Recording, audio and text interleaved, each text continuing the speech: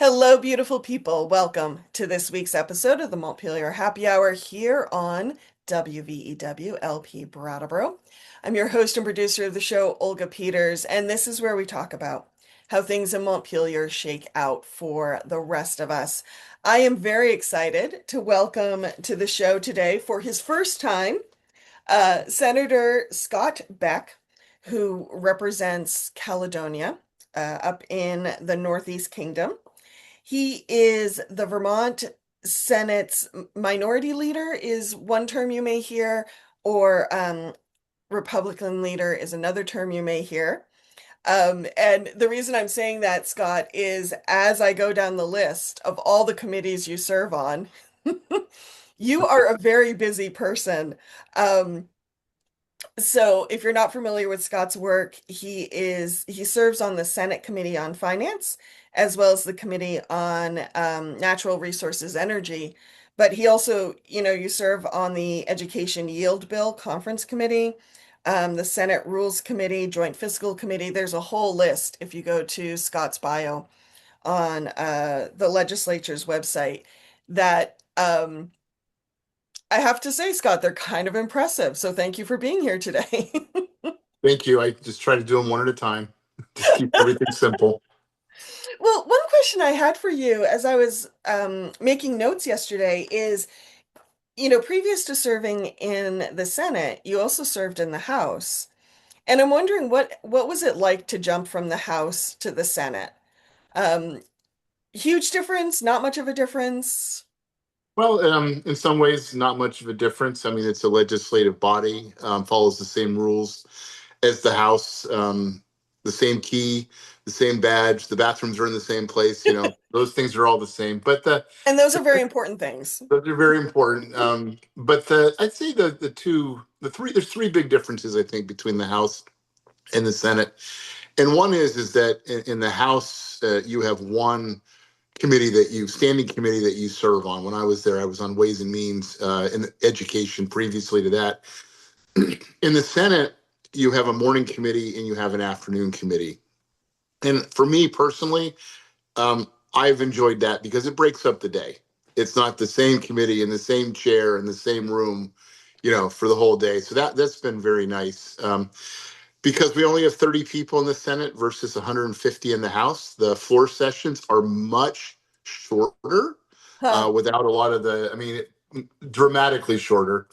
And then the third thing, which I have enjoyed, is that with a smaller group of people, I am in committee with a third of them every day, and we're in the same hallway pretty much, and a lot less electronic communication and a Hmm. lot more face-to-face personal communication. You don't have these email and text threads with dozens of people that go on and on and on and on and on. You just kind of settle things face to face in a lot of cases. And so those three things I think for me personally I've really enjoyed this being my second year in the Senate. But I had a great time in the House too. I really, really enjoyed my time over there too. Hmm. And what keeps you coming back to elected office? Well, for me, it's Vermonters. What can I do to make life better for Vermonters and make it so that more of them can stay here and that the state and our communities are more vibrant. And that's what keeps me going. I'm to use the baseball analogy. I used to play baseball and I love to hit home runs. But being in a legislature is more about playing small ball and incremental change over time. And I learned to be comfortable with that pace as well. Um, and I would love, if you don't mind, so we are, just for the sake of listeners, we're recording this on Monday, May 11th. And the legislature is hard at work working on some of the last really big bills of the session. I would really appreciate it for the sake of listeners, Scott, if you could just give us a little pulse check of what's happening in the State House right now. And I know the education bill H55 is really big, but I believe the budget is still in the works as well. Right. The budget conference committee has been, I think this is the second week they've been meeting. Of course, that, we have to have a budget before we leave, so that's terribly important work. But yeah, it's this education bill, 955, which is the follow on to Act 73, which was passed last year. And, I'd say that just right now, there's just a significant disagreement between the two parties and the governor. Um, 955, as it came to the Senate from the House, provides a voluntary process for districts to merge with a whole list of contingencies and checkbacks. And I think that a lot of people, especially people in my party and the governor's office, are looking at that as like that's just not going to guarantee the transformative change that Vermont requires. And we're looking for, while we're open to a voluntary process, we're being quite insistent that at the end of that voluntary process, there needs to be a mandatory process where people that just refuse to do things are going to find themselves in a better situation. And so that's really the impasse right now, is that everybody's okay with the voluntary approach, but one side um, is insistent that at the end there's going to have to be a mandatory process for those that don't voluntarily get to a bigger system. Hmm. And just remind me when you're talking about the voluntary approach, you're talking about the cooperative educational service areas, the CESAs. Um, and where, hmm, how do I want to ask this? The structure of the CESAs um seems like they can deliver the efficiencies and cost savings that the governor has wanted to find through like Act 73. And I'm wondering why, if that's the case, why you feel we still need um, mandatory mergers if the structure of the CISA can still deliver savings. Well, I mean, the CISA is really, I mean, it's we already have a BOCES law in this state, and we do have some districts that are taking up the BOCES opportunity, mostly down in the Upper Valley, I believe. Hmm. Um, and that I don't think Republicans and the governor, we're not opposed to the CISA idea. We think shared services makes a lot of sense for Vermont schools and kids and those that work in the schools. But I think if you're talking about that, another layer of bureaucracy on top of 52 superintendent offices and 119 school districts, then it just feels like another layer of bureaucracy, which is, layers of bureaucracy cost money, and it's not money that's really getting to the kids. And so, um, while we're open to CISAs and the idea of shared services, whether we call it a BOCES or a CISA, we don't think it really solves the problems and the inefficiencies in the system that come from 52 superintendent offices and 119 school districts. Okay, thank you. Interesting. Just listeners, in case CISA is a new term for you, the way I think of a CISA is think of it as a cooperative. So schools and districts could work together to find ways that they can cooperate, maybe share a teacher, maybe share bulk buying in fuel, something like that, that can help um, consolidate some of their costs rather than every school doing its own thing. Is that a fair Yeah, broad? I think that is fair. There are certain things that districts have to deliver, and for some of the things that they deliver, they could be delivered more effectively and more cost effectively if there was some shared delivery. I think special education is probably at the top of the list, Hmm. And especially the special education where they're more intensive type of things that are needed.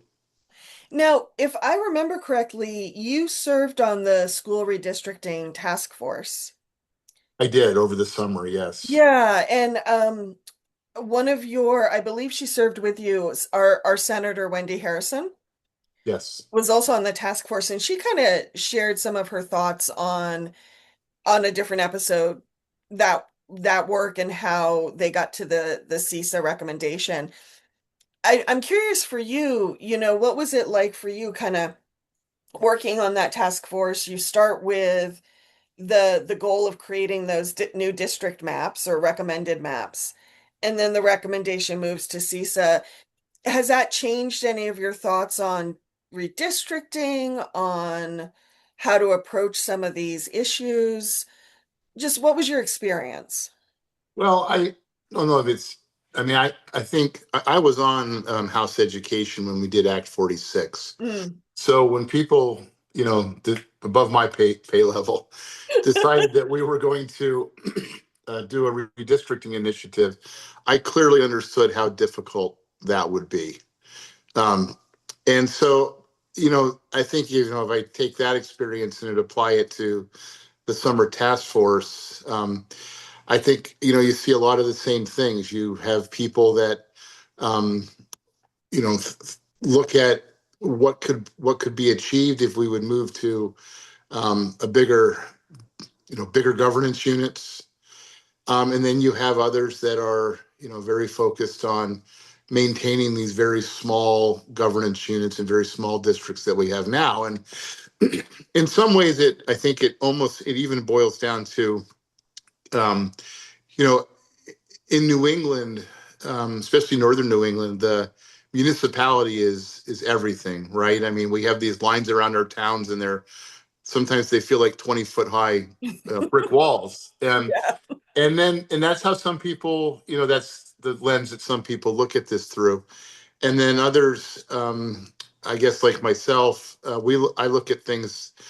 I look at all these small towns, and a lot of them are struggling in the education world. They're losing students dramatically. We have, gosh, a whole list of school districts in this state that have lost half their kids. And I look at that and I say, at some point, instead of all of us trying to stand alone, we're going to have to like form some partnerships and and kind of try to hold on to this thing together, and for economies of scale and for delivery of services to kids. And that's kind of the lens that I look at this through, is that I mean there is a big that is too big, and I Hmm. acknowledge that, but there's also a small that is too small. And I think that in a lot of areas of Vermont, with our, we've gone from, I think, 104,000 K through 12 students to 73,000 K through 12 students. And a lot of our communities and school districts are struggling with being too small. Hmm. And we have to, in my opinion, we have to get them to a more sustainable model where they start to achieve some scale again, so that they can deliver the services that these kids need at a cost effective price. And so that's just kind of where I look at things. That's the lens I look at things through. Thank you. Just for clarity's sake, I realize that sometimes when we're talking about education and we talk about mergers, we use the mergers of districts and the mergers of schools interchangeably. I Yes. just wanted to touch base with you on that. When you say mandatory mergers, are you talking districts, schools, both? Yeah, we're talking school districts at Okay. this point. Yeah. Um, no, nothing in the task force, nothing in the legislature right now as far as 955. The legislature is not, we're not looking to impose school mergers or grade mergers. We're just talking about the governance side of the thing. Thank you for that clarity. I appreciate it. Um, so you talked about the differences between mostly the Republicans and the Dems and the governor around H 955. Um, what are your thoughts on we're coming near the end of the session. If there is a compromise, is there a compromise that you feel might still work, or is it we need a pathway to mandatory mergers or nothing? Yeah, well, I mean, I think, the natural compromise, which doesn't necessarily mean it's the political compromise, is you had a group of people that wanted to draw the maps impose new district lines, new superintendent offices, and you had another group that just want to do everything voluntary. Hmm. And so to me, the natural compromise is okay. Let's do a voluntary process and let's see what happens and see if that meets the goals of the state. And if it does, fine. I'd be happy to that'd be great.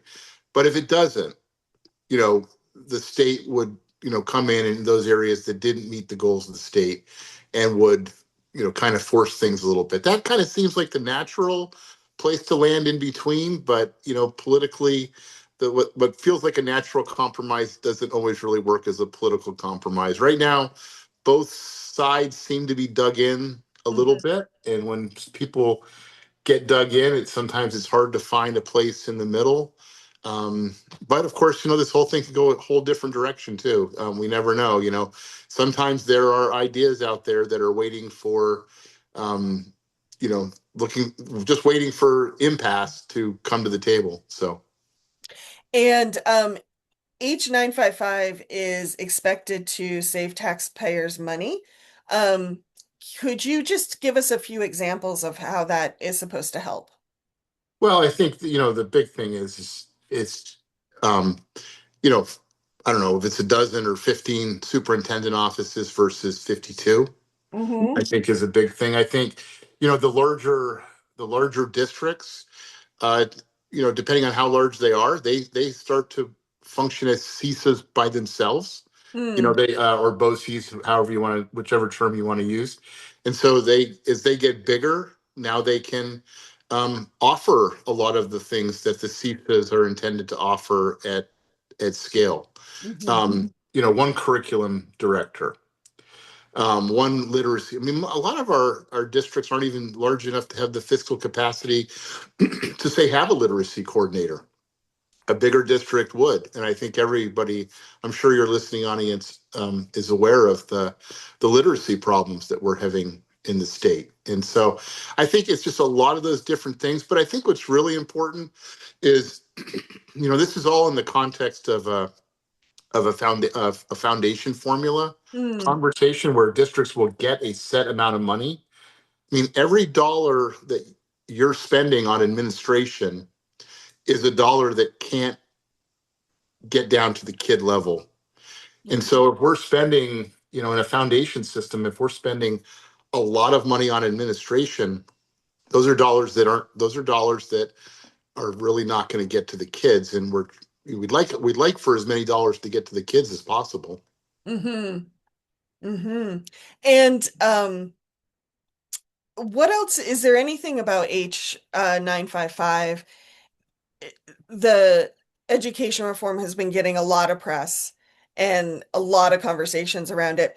But is there anything about H 955 or education reform in general that you feel either hasn't been talked about enough or maybe has been misunderstood?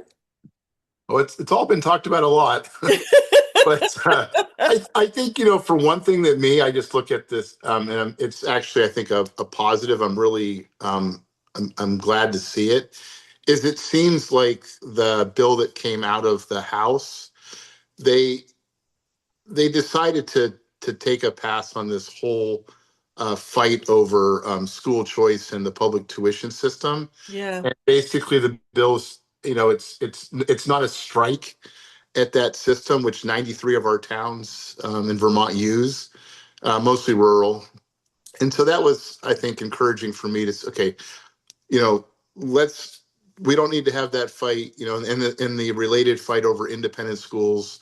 We don't need, we did some work on that last year. Independent schools, we reduced the number from 46 to 18 eligible, and that conversation, I think, at least for the time being, is not part of 955. And I think that was good to let that conversation go because it allows us to focus on this governance piece of it. Mm. Yeah, I'd love if you would just share your experience on independent schools because I believe you actually teach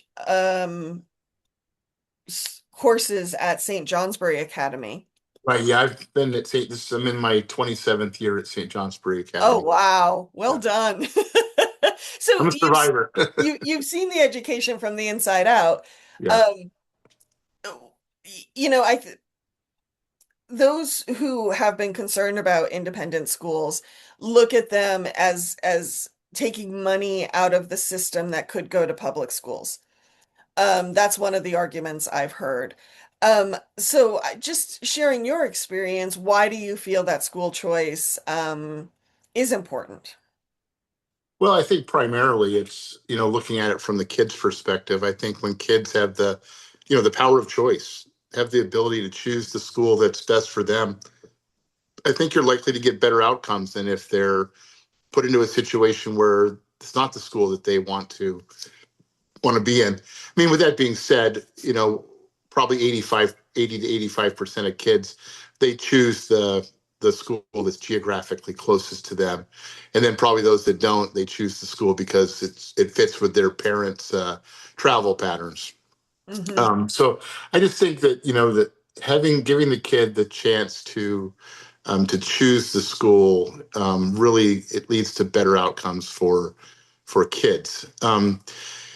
As far as rules, I think this is really kind of misunderstood throughout Vermont, but independent schools that are eligible to receive, and only 18 are eligible to receive.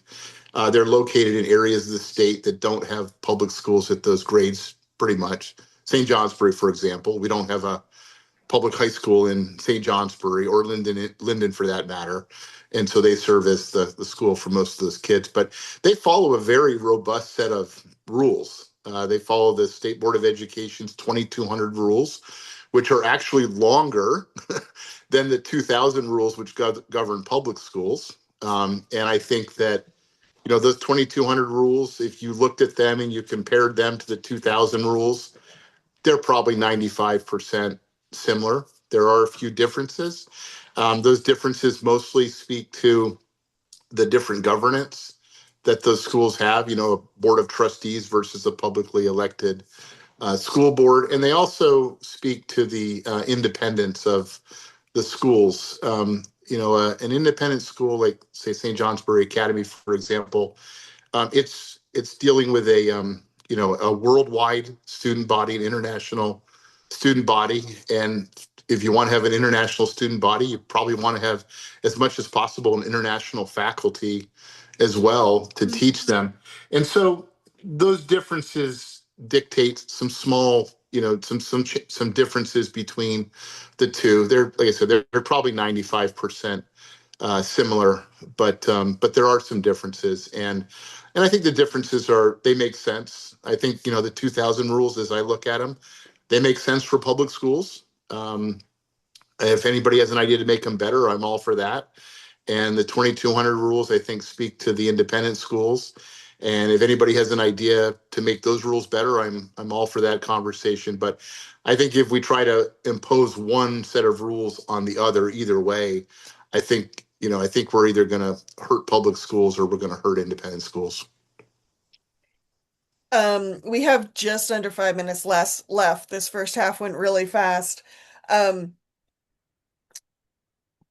one concern around education has been just the property tax question and how to bring some property tax relief to taxpayers this year. So, looking ahead, what are your thoughts on that? Will the legislature be able to do that? Well, we're going to find out starting Wednesday. I'm on that conference committee. The House and Senate have different positions on that right now. They both, I guess, where we actually start from a point of agreement. Both have agreed that $105 million should be used to buy down property taxes. The Senate wants to use 100 of that to buy down property taxes, and about 5 million to increase the renter rebate one time to help our renters out. The House position is they want to use half of that money for tax relief in this year and then half for next year. So that leads to in the House version, it's I think a 7% property tax increase average. And in the Senate, it's a 3.8% average tax increase. And those are fairly far apart. So we're going to have to figure that out. And then the other thing is in the yield bill that came over from the Senate, and it's also in Senate Bill 220, is there's a provision to bring the excess spending threshold, which is a point at which districts, if they spend beyond that, they pay some extra tax on the amount, only on the amount over. Right now, that's at 118%. And in the Senate version, we want to bring that down to 112%, to try to get some of our 25 or 30 highest spending districts to choose a different spending trajectory. And Hmm. if they do, they're absolved. We said, said if you level fund, if you level your weighted pupil spending, even if you're over 112, you can get out of it. But we need almost all of our districts to change their spending trajectory, but we certainly need our highest spending districts um, to change their trajectory. Hmm. Senator Scott Beck, thank you for sharing your thoughts with us. Hang tight, folks. The Montpelier Happy Hour on WVEW LP Brattleboro will return in a moment.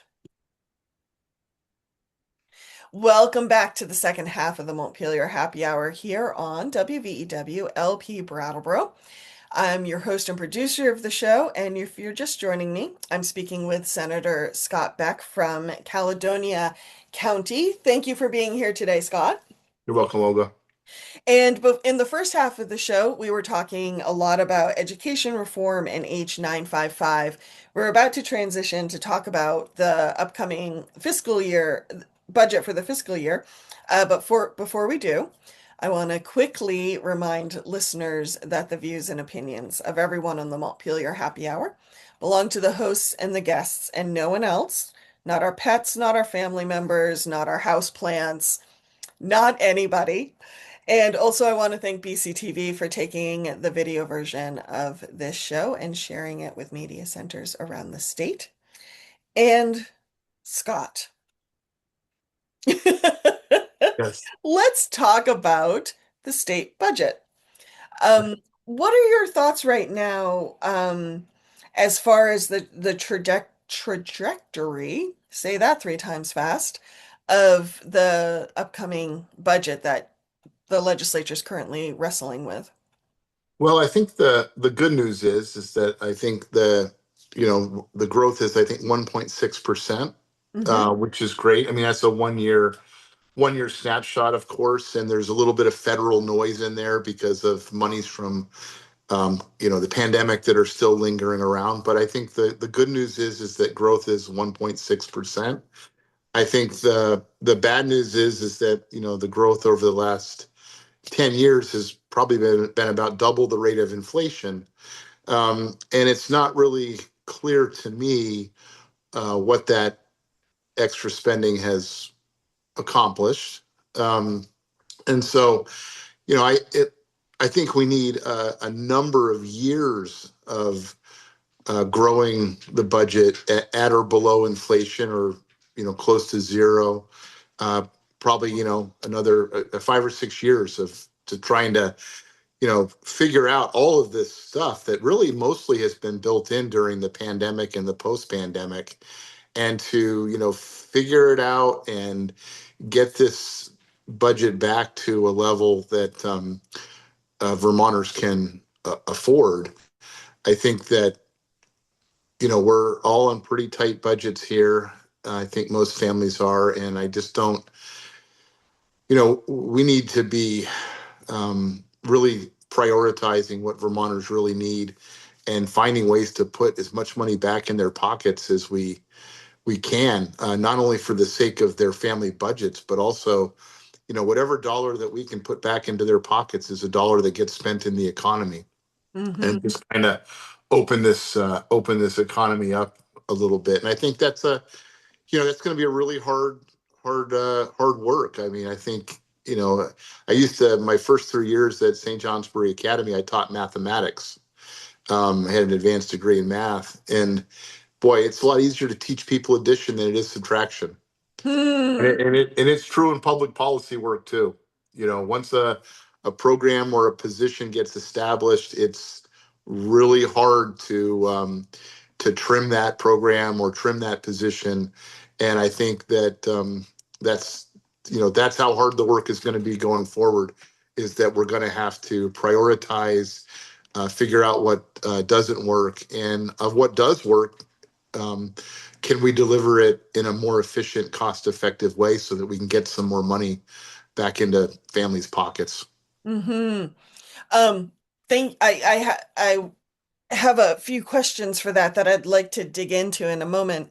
But before I do that, are there any highlights of the budget that you're working on, that would be good for people to know? For example, I'm hearing from a lot of towns just how their cost of insurance has gone up. Um, or there's less federal money coming down to them. Those type of highlights. Is there anything in the state budget that you just wanted to touch on? Yeah, I don't know if I'd call it a highlight, but I think I'd call it a sleeper. Okay. There's been a lot of work that's been done, and some of this shows up in the budget. There's been a lot of work done in the healthcare committees to get that turned around. I mean, and we have the highest healthcare costs in insurance rates in the country. Some people say that UVM Medical Center is the most expensive hospital in the world. Hmm. Um, and so there's been a lot of work done that some of that gets into the budget to to get this get this turned around. We are a state where most people have a pretty modest, pretty average income. We're not a high income state, and to have the most expensive healthcare system in the country is a really tough thing for Vermonters to deal with. And so I don't think, I, I think maybe some people will start to see some relief next year when health insurance rates come out. But that I think is the sleeper part of the budget, which potentially has uh, the the potential to impact Vermonters. I mean, healthcare is 30% of the economy. And if we make it really, really expensive, it's going to eat up our families. And it is eating up a lot of families right now. Mm-hmm. And I think you raise such an interesting conundrum about spending and budgets because I don't know, I always look at budgets as their own form of infrastructure. Huh? That once you build, kind of what you said with positions, once you build a bridge, you now need to maintain that bridge and keep it safe, and that is its own ongoing costs. But on the flip side, that bridge may have really improved a lot of people's lives. Right. And so just because spending goes up doesn't mean it's bad, but just because it goes down doesn't mean it's helping people either. And that's such a tricky balance, I think, to meet quite often, especially when you're looking at a huge, big population compared to like one municipality.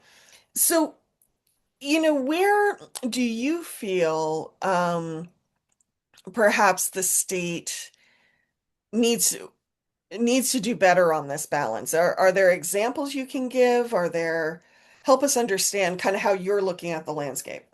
Sure. I think the bridge provides an interesting segue here, Olga.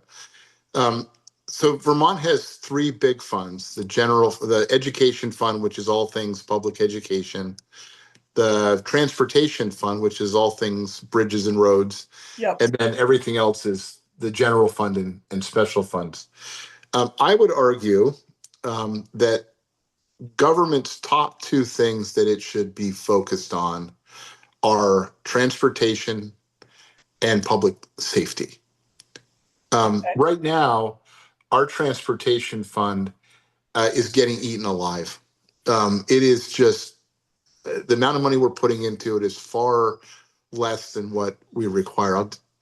This year's transportation budget, Vermont has about 2,700 miles of state highway. Hmm.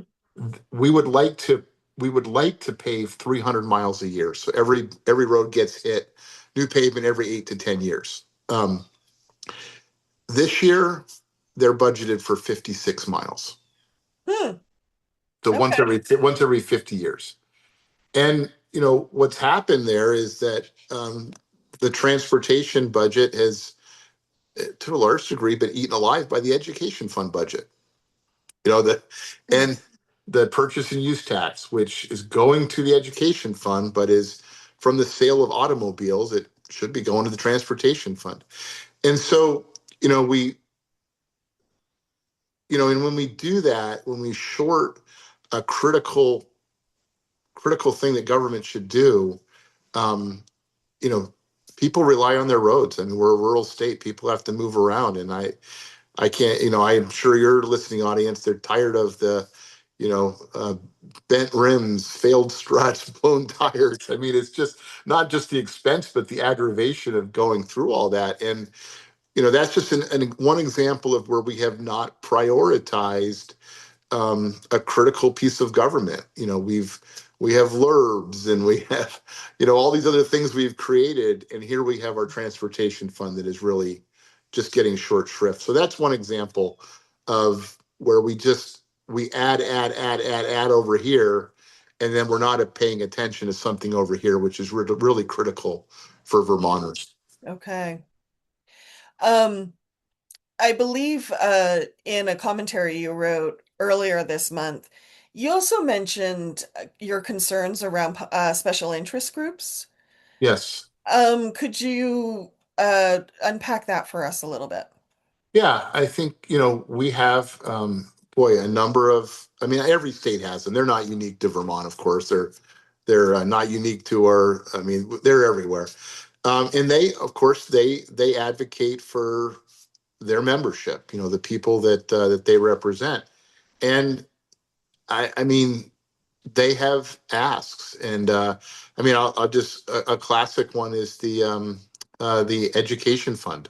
Hmm. The education fund, or public schools in Vermont that are, teaching those, I guess if you count the preschoolers, 78,000 kids. Okay. We have 23,000 employees for those 78,000 kids. Of course, those employees are, for the most part, they're members of the Vermont NEA. Um, if Vermont staffing ratio is 3.4 to 1. Hmm. Okay. 3.4 kids for every child. And that's everybody, teachers, administrators, paraeducators, special educators, that's everybody. Okay. The next lowest state is Maine. They're 4.8 to 1. So, if you do the math, what's the difference between 3.4 to 1 and 4.8 to 1? It's having 16,000 workers in our schools versus 23,000 in those 52 school districts that we have, or 52 superintendent areas that we have right now. You know, can Vermont, a state with average income and average wealth, can we afford to have a 23,000 person workforce when, if we were tied with Maine for the next lowest staffing ratio, we'd be 16,000? Hmm. And there are people, groups, the NEA is one of them. They represent those 23,000 people, and they want to maintain that 23,000 people. And 6,000 people is, at, I don't know, average 80,000 a position, maybe. You're talking $500 million, dollars. Hmm. Those are dollars. We think we have a $6 billion school capital construction out there that needs to be done. That pays for that. Mm-hmm. $500 million is almost the entire homestead property tax. And so that's just one, and that's a big example, but that's just one example where, we have a special interest group focused on maintaining that staffing ratio. And, but is that staffing ratio really what's best for Vermont? Is it really what's best for kids? Hmm. To have that many adults in a building with kids, or could we do this thing more efficiently and more effectively? I mean, the nationwide average is 7.5 to 1. Hmm. 7.5. We're double that ratio.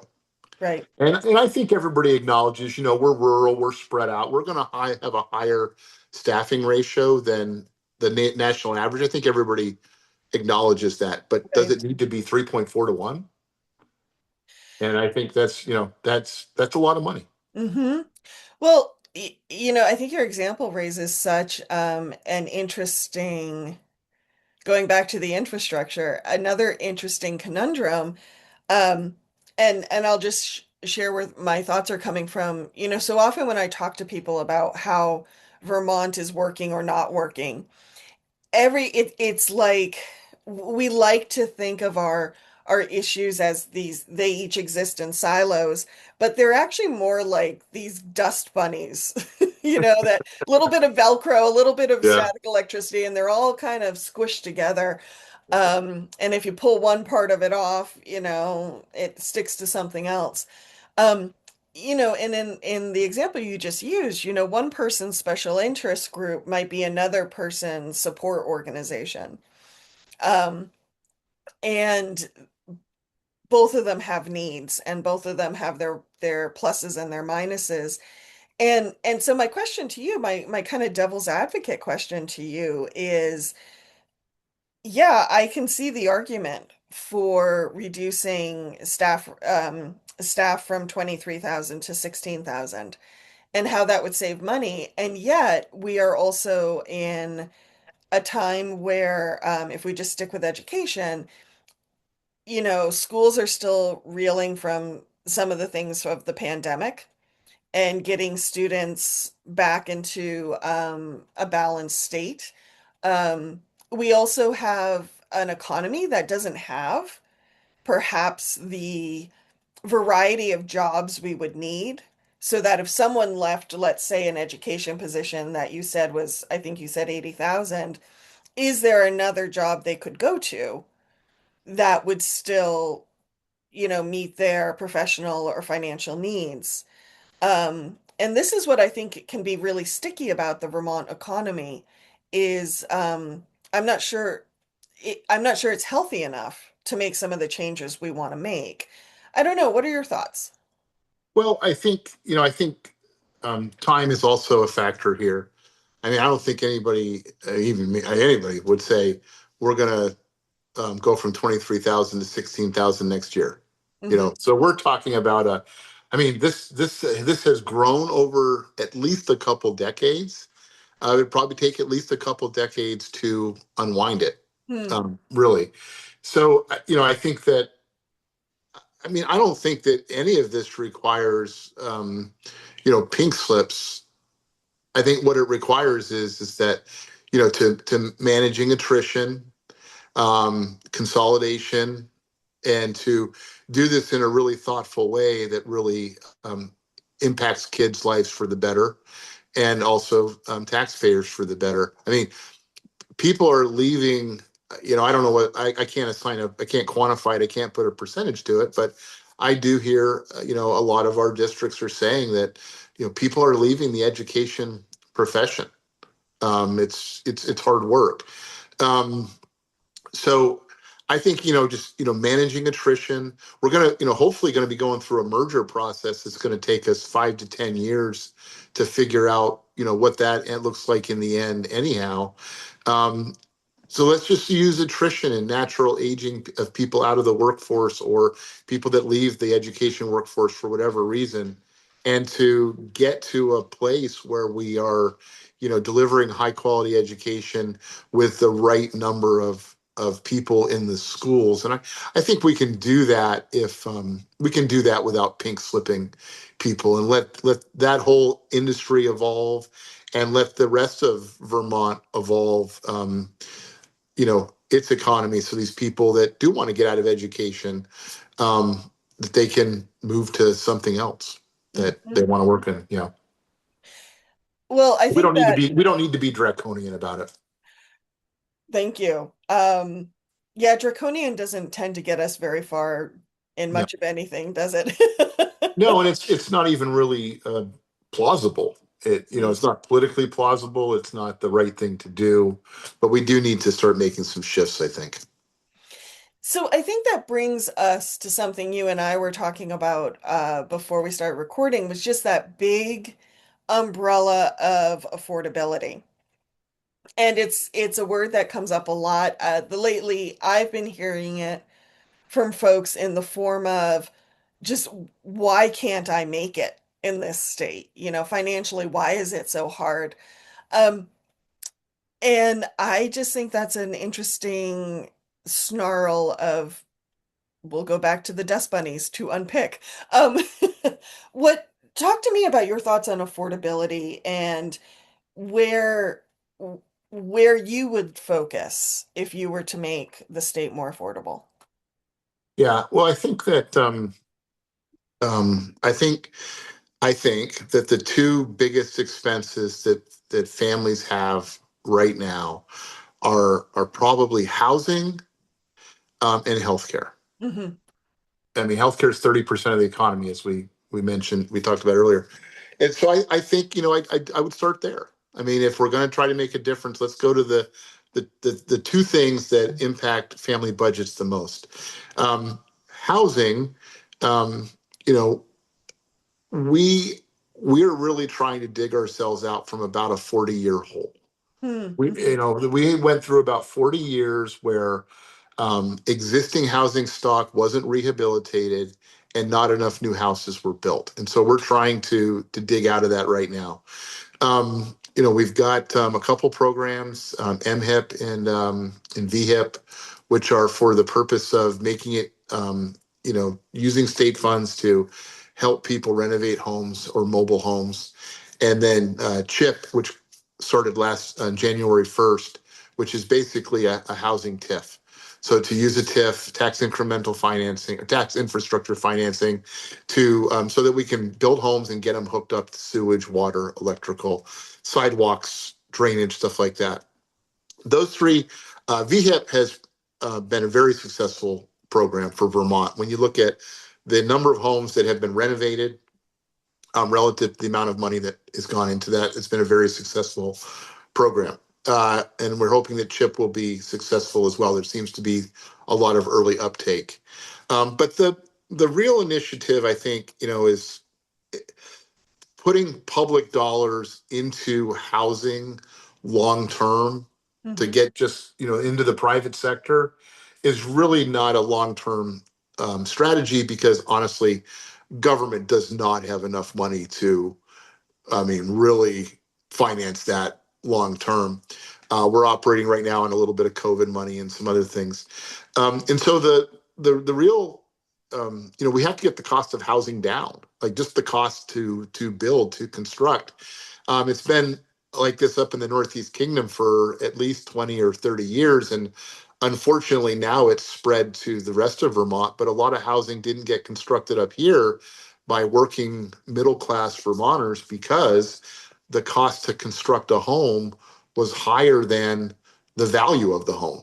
Right. And when that's true, the banks aren't going to lend up to the cost to construct. So the only people that can build are people that have big bags of money, and they can afford to lose them when they construct the house. And so that's not a recipe for housing growth. And unfortunately, that dynamic has spread throughout much of the state of Vermont. So, we have to get the cost of construction down.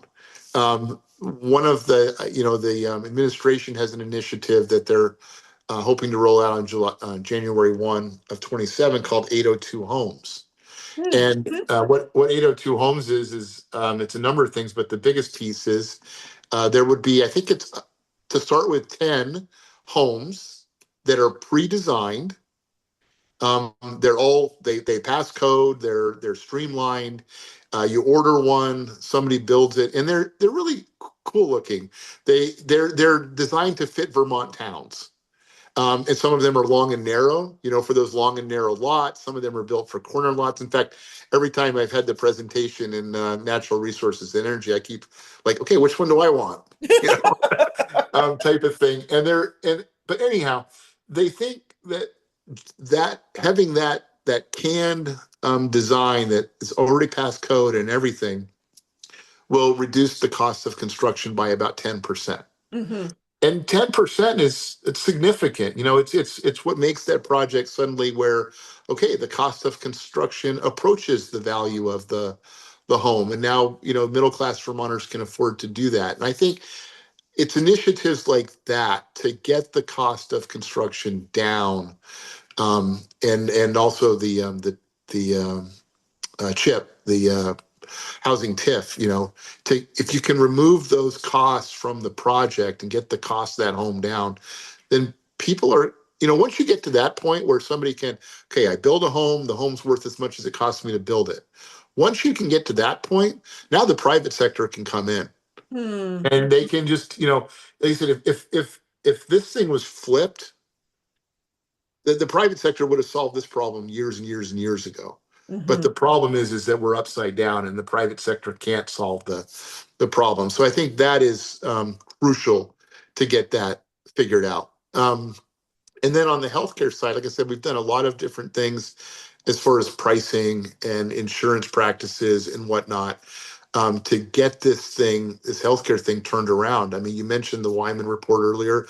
I saw a report in Digger the other day that UVM is gonna, have to save $100 million each of the next 3 years, Hmm. to get the costs of that. I mean, there's just no, you can't have the most expensive healthcare system in the world and hope that people's rates are going to be affordable. I mean, Right. it doesn't work. So we've got to focus on our hospital network, all of them, the critical access hospitals, UVM, all of them, and we've just got to get the cost of healthcare down. And I think this is the really hard part, and it's kind of the same story as education. You know, Healthcare is an industry that is about two-thirds personnel based. Hmm.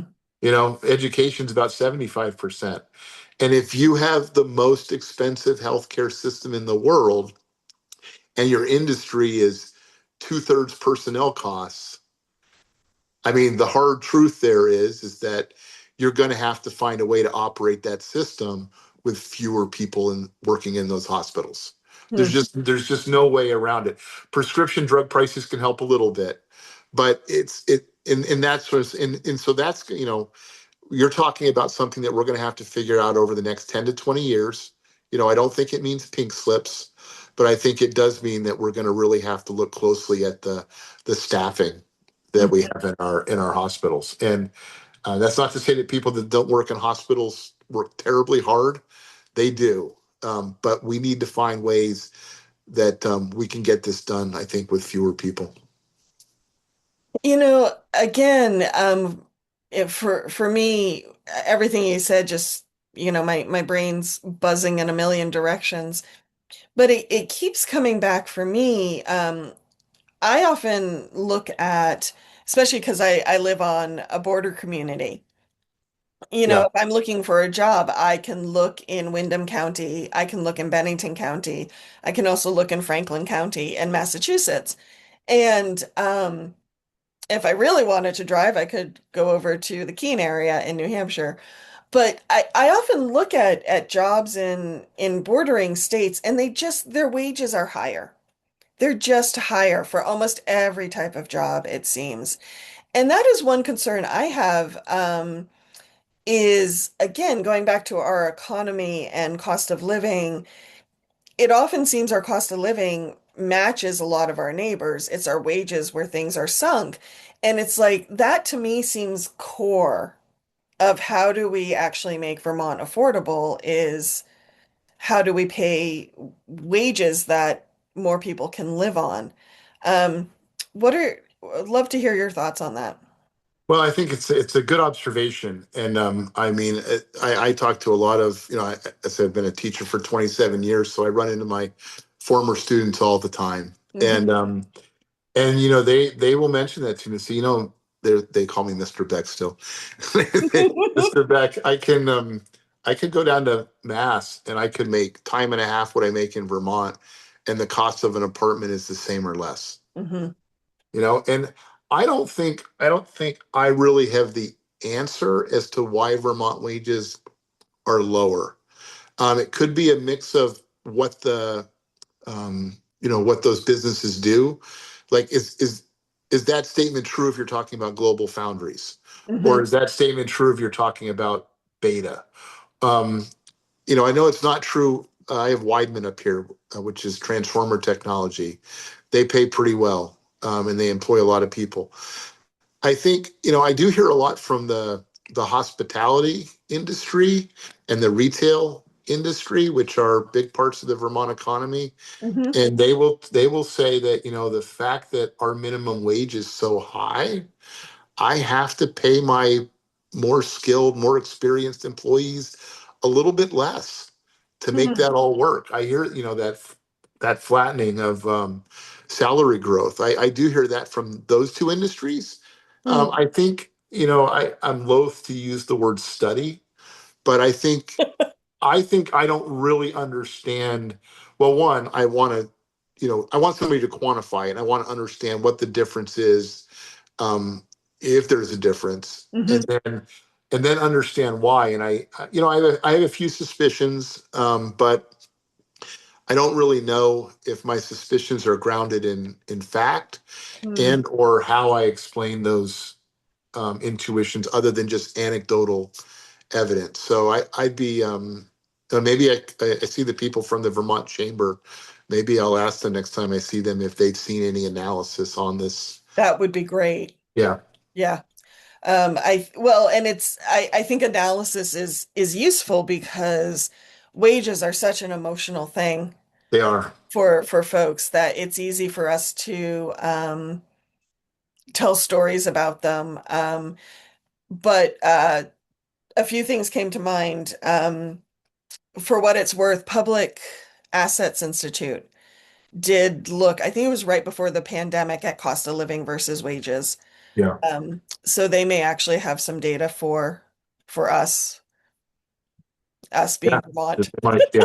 They might. Yeah. Thank you.